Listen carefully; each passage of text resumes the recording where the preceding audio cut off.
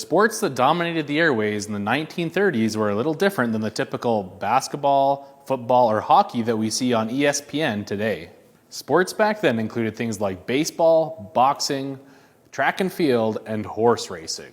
Here at the Remington Carriage Museum in Cardston, Alberta, Canada, we have a statue of Seabiscuit and George Wolfe. One of the most common questions we get asked here at the Remington Carriage Museum is, why do we have a statue of Seabiscuit? The town of Cardston has a special connection with George Monroe Wolfe, the famous jockey who rode Seabiscuit in what would later be known as the race of the century.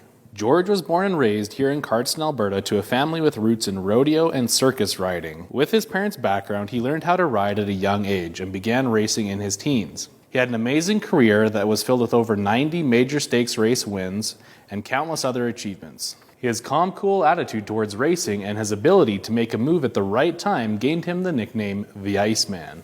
Perhaps the crowning achievement of the Iceman's career was his victory over the horse War Admiral, who was the heavily favored Triple Crown winner. This world-famous race between Seabiscuit and War Admiral was a defining moment in history, and the race would go down as a true rags-to-riches story.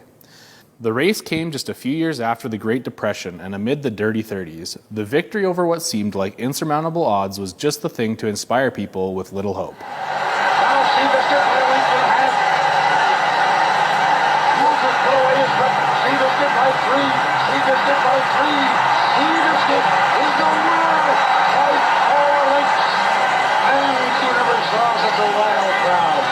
Seabiscuit the winner by 4 lengths.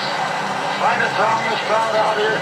They're roaring around. Because of this and his other achievements, Seabiscuit became known as the People's Champion. This bronze was erected to encapsulate the moment in time when George Wolfe shouted to his opponent, Charlie Kurtzinger, "So long, Charlie," as he took the lead and went on to victory.